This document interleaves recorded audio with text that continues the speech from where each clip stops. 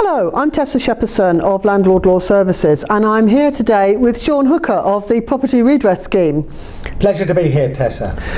Sean is going to give us an update of what's happening in Westminster and general regulatory things and what's going on, because people are on holiday in August, but it doesn't stop, does it? It does not stop, and what a year we've had so far. My God, yes. At the beginning of the year I said that there was going to be a lot of changes in the industry, and every week something comes up that surprises me even more. So what's been surprising you now? Well, I mean, this consultation is coming out now, so what government tends to do is they tend to wait until the summertime when everyone's on holiday, and then they launch a statutory good day for publishing news. Absolutely. So the consultation comes out, and then they expect it back before everybody's back from their summer holiday. So what we've got at the moment is a consultation which came out in July.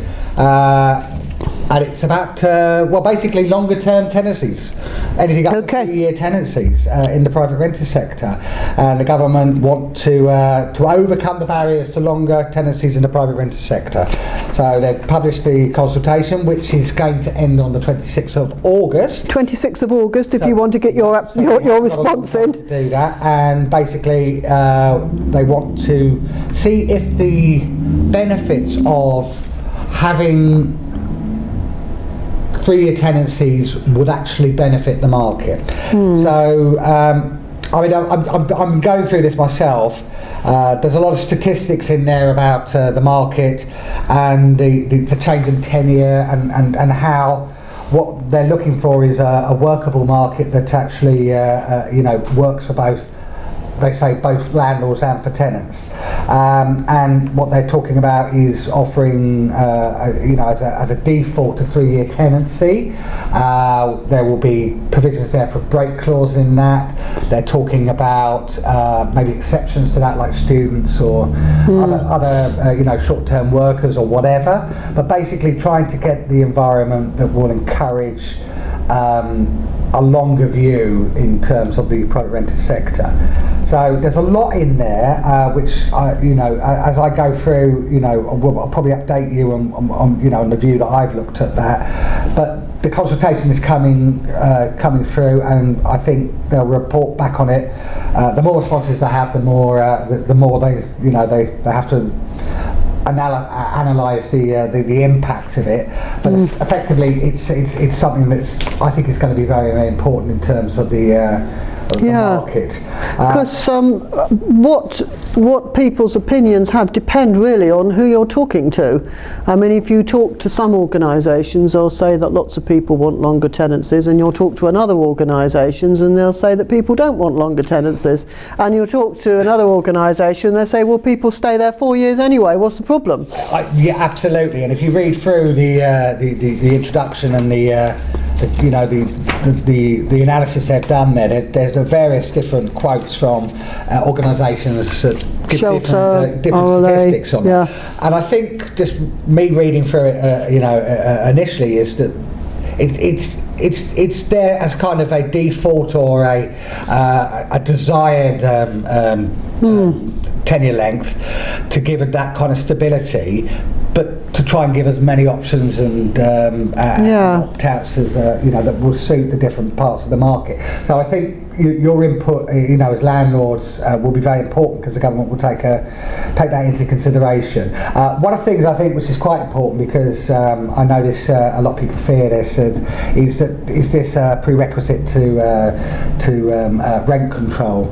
I think in this they're dealing with that on the basis that they are minded not to put, say a fixed term. It's not a fixed term, but a fixed percentage rate increase. I think I had a look at it. I think they say that they thought rent control didn't work. They said rent control didn't work. And there have been lots of studies which... And they're kind of in two minds whether to put in, say, an annual cap on a rent increase, say, for the consumer, a consumer index one, because they feel that if they put that in, that people would think that that's, we can do that every year, rather than just so what they're talking about is that a rent increase would have to be put into the tenancy agreement and agreed at the beginning of the tenancy. So that becomes the rule book for the tenant ongoing. So the tenant would know on an annual basis what their rent would what they're looking at go up to. So they would agree a percentage rent increase before. Yeah. Wouldn't necessarily then be implemented, but it would be the tenant could turn around and say, well, you said it would only go up by 1% or whatever, and you've done it by 2%. I can dispute that. So they're the sort of questions I think people are going to have to actually look at when they're looking at the consultation and feed back to the government about what they think is the best way forward on that. So that's coming up. The other thing there, it's not so much from Parliament, but the consumer watchdog Which have published a report. You can see that reform of the private rented sector, the consumer view. Now, as it says on the front there, it is quite led from the tenant-led and the consumer, and it's outlining quite a few areas that the which feel are broken in the market. So, I'll just flip through this very quickly, looking through this. They're talking about better information for tenants up front. So I think reading in between lines on that, what they're looking is for a kind of rewrite of a tenancy agreement to make it more consumer friendly. And we've talked before, Tessa, about how communicating to tenants is an important way of making sure that you have a good business relationship. Of course, when the Law Commission did their big project, which was published in 2006, a part of that was a prescribed form of tenancy agreement, which had a lot of consumer information in it. So the government completely ignored that at the time. I think they're bringing it in Wales. Yes. But we don't quite know what's happening in Wales at the moment. Okay. So it's not a new idea. No, and to say another area we've talked about is there are model tenancy agreements that governments have approved, but nobody seems to use them because. I think landlords are worried about the longer tenancies, because what do they do if they have a bad tenant who they can't get rid of? That's the fear that landlords have. Yeah. And so that's with Section 21, with all its faults, it's easier for them to get rid of somebody perhaps who isn't in rent arrears but maybe is behaving badly and antisocial behaviour and all the rest of it. So that's landlords' concern. Absolutely. I mean, you've got here, we're talking about professionalising letting agents. I mean, that's, the government themselves are looking at regulation and go quite slowly on it. So, I meet with the government quite regularly, and they are saying, well, if this is ongoing, we're analysing, we're going to start looking at this. They kind of indicated that it won't be until November they're even going to have any time to go and have a look at that part of the. There's this thing called Brexit, you see. Well, Brexit's about there, but I think it's also that because it is quite a complex area to take an industry from self-regulation or little regulation to some formal way of regulating and professionalising an industry without it being overburdensome to the industry, but it works for the consumer protection. So they're the sort of things there. And I just say this is coming very much from the consumer point of view. So when you read it, you won't necessarily agree with everything, but I think there's lots of food for thought there, and it's certainly which are a very powerful organisation in terms of influencing government. Property standards are very, very much what is the key to them. And depending on what survey that you look at, the housing stock out there is it adequate really for the demand that's going on there? We know that there are moves to improve the property standards with electrical safety. That's coming in at some stage. Being put together, so that's coming through, and also the EPC minimum standards. So that that the property must comply to. Is it a D? Is it? It's an E at the moment, but I word on the street is that it's going to go up to C. Eventually, in a few years. In a few years' time. So the quality of energy efficiency within there, and an overhaul of the housing standards.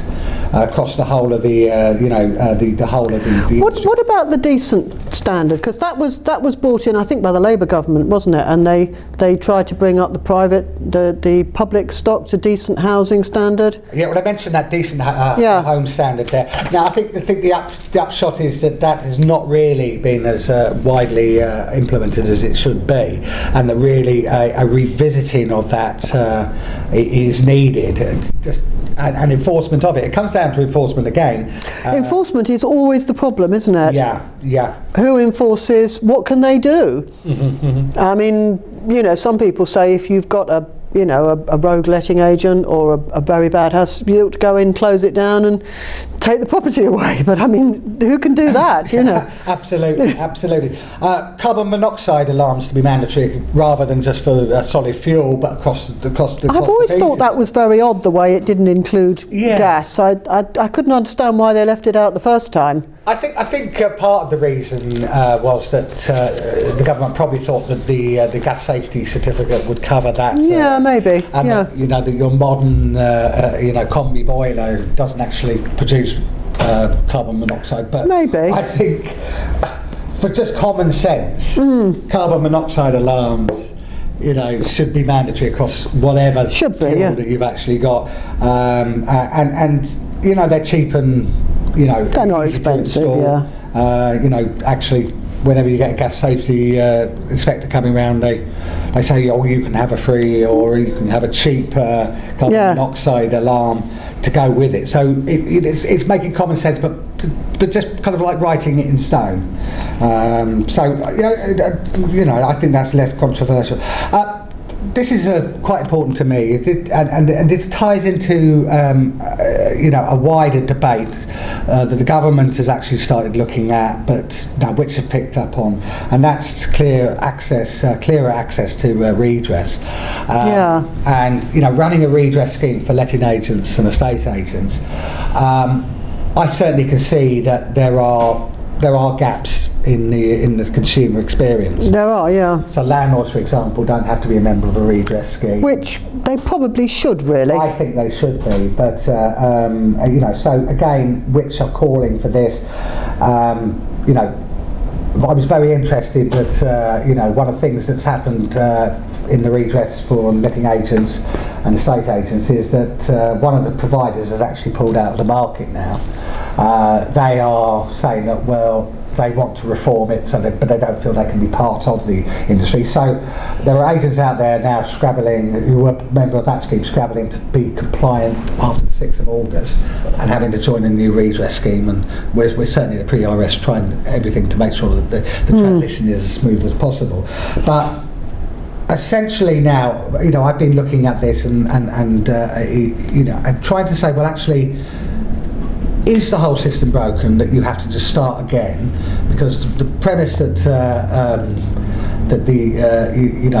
that's going around now is, should there be just one overall property ombudsman for the entire property sector, for estate agents, for letting agents, for private and public housing? Should it all be just melded into one super body that oversees the whole of it? Yeah, our monopoly is a good idea. Yeah, our monopoly is a good idea, and is it sledgehammer to crack a nut? So one of the things that I'm very much in favour of is a more coordinated education and portal system where a consumer can say, I've got a problem with, and a go-to place that they can find who is the best person to deal with that complaint. And certainly from my point of view, when we were working, say for example on leasehold, we worked very much with the Leasehold Advisory Service to get a kind of a coordinated view that which parts of leasehold law you have to go to a tribunal, on which you come to a redress scheme. So, and I also think if you have just one monopoly, everyone's dependent on that, and if that's not working, it's a big problem. It's a big problem. You don't get that specialism and innovation that's in the market. So, that's what I'm feeding back to the government, is that yes, let's have a look at making redress far more accessible to the consumer, but making it work for both industry and the consumer, in terms of the provisions of that. So again, the devil will be in the detail. Yeah. And of course they're picking up on the better tenure security, backing 3-year tenancies. So these are the sort of stuff there that's mirroring the kind of the debate the government is going on at the moment. They also talk about deposits, okay, and that's another big topic at the moment with the no deposit schemes there. But government is now looking at whether the current deposit regime can be improved, can be tweaked, because like everything else, deposits have gone up like rents, and especially in certain parts of the country, the southeast, for example, tenants having to find large sums of money to just get on to the ladder, let alone to continue on, is a debate. So I welcome this report. I think it's going to stimulate debate. Of course, landlords out there and will read it and disagree with parts of it, or even the substantial amount of it, but debate is good. We need to actually take this forward so that we've got a better environment. Another thing that I just picked up on is amazingly our MPs, the people that make the decisions, aren't always as knowledgeable about the topics that they should be. So just in May there, the government put a briefing paper which goes out to all MPs about estate agents, because estate agency is also a part of the property reforms that are going on at the moment. So I'm sitting on a working group, for example, looking at whether referral fees, estate agent referral fees, are something which need to be regulated. And it's quite interesting that the different views on that, and whether a consumer, a buyer or seller, actually wants their estate agent to recommend conveyancers or solicitors. Is it then appropriate for that estate agent to take a fee from the introduction, and whether that's an open and a transparent market? So certainly a lot of landlords who probably buy quite a bit of property to rent out will know that they need to have the buying process and buying and selling process as efficient as possible and as transparent, and because they rely on that to get their raw materials. So another thing that I've heard that's being discussed, I don't know whether you've heard much about this, is possibility of a housing court. Have you heard anything about that? Only in the sense that the previous housing minister mentioned it as an aspiration, and I think in reality what they are looking at is whether the Scottish model works, for example, which they are looking at tribunal and court system easily accessible, and whether rationalising the current tribunal system to a housing court would actually be an effective use of the justice system, and deliver the outcomes that are required. So they're going to start looking at that, and look, there's going to be probably another consultation in the autumn on the housing court. So they never stop. The consultations keep coming out. Government keep asking questions, and whether they're coming up with the right answers is another matter. I'll just finish on, just remember, Sir Humphrey Appleby from Yes Prime Minister going that, basically saying that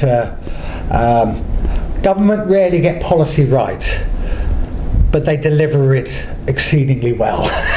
Now, Sean, before we finished, can you just tell the viewers where they can find those documents and where they can download them? Okay, so you can download the government consultation off of .gov, which is the government website there. Yep. So just put into your search engine consultation on barriers to longer tenancies, and that should come up. The Which report is on their website. Let me see where we can find a website, details on that. Actually, probably what Tessa can We'll have to do a bit of research. One of our updates. We'll put it up online. Actual links, but it's available on the Wix website, and again, Parliament website for all these documents. I tend to on LinkedIn and Twitter to put these links up, and Tessa, of course, on your I'll try and find it and put it up. Website there, but make sure that if you are involved in the sector, that you get that consultation done, because if you don't... 26th of August, the consultation on overcoming barriers to longer tenancies. So get your reply in there. You can do it on an online web survey form, or you can print it off and write it in and send it by post. How many questions there? Yeah, they've got sections. It's all fairly clearly laid out. So sorry, if you may be going on a lovely holiday and last thing you want partner is going to be sitting there drinking a pina colada, and you're sitting there filling in a consultation form. Trying to get Wi-Fi in lower Bolivia, wherever you happen to be, wherever you are going on holiday. So, but that's the point. You have to have your say. Get out there and have your say, and we'll update you as and when the consultation results come out. Okay. Well, thank you very much, Sean, for giving us an update, and we'll be back again.